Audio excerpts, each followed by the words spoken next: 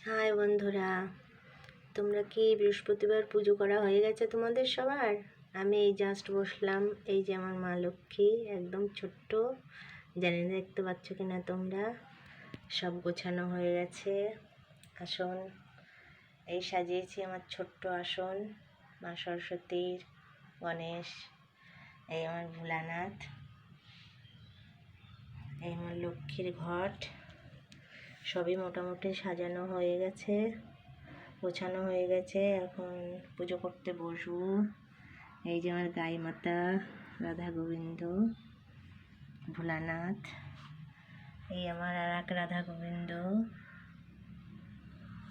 গোছানো হয়ে গেছে, তাই তোমাদের একটু দেখালাম। আমার কি আজকে দেরি হয়ে গেল পুজো করতে, একটু বেলা হয়ে গেল, তাই তোমাদের দেখাচ্ছে। এই যে গণেশ দাদা, লোকনাথ বাবা, মা লক্ষ্মী, সরস্বতী, রাম লক্ষ্মণ, জগন্নাথ বলরাম, সবাই অল্প জায়গার মধ্যে আছে। এই আমার গীতা, সবাইকে অল্প জায়গায় রেখেছি।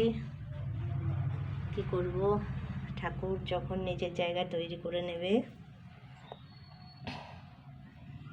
তখন সুন্দর করে থাকবে। আমাকে যেমন দিয়েছে আমি তেমন রেখেছি। গোছানো হয়ে গেছে, এখন এই পুজো করতে বসবো। রেডি সব, তাই তোমাদেরকে একটু দেখালাম যে তোমাদের পুজো হয়ে গেল কি না। যাই হোক, সবাই মা লক্ষ্মীকে মন দিয়ে ডাকো। সবার ঘরে মা যাবে, সবার মঙ্গল করবে। অল্প জায়গা, তাই এইভাবে রেখেছি, কি আর করব। যাই হোক, আজকে এই পর্যন্ত। ভালো থেকো তাহলে। তোমরাও মন দিয়ে, যার যার হয়ে গেছে পুজো, খুবই ভালো কথা। আর যার হয়নি সেও মন দিয়ে পুজো করো, ঠাকুরকে ডাকো। ঠাকুর সবসময় আমাদের পাশে আছে। তাহলে আজকে এই পর্যন্ত। টাটা। কেমন লাগলো সবাই একটু জানাবে।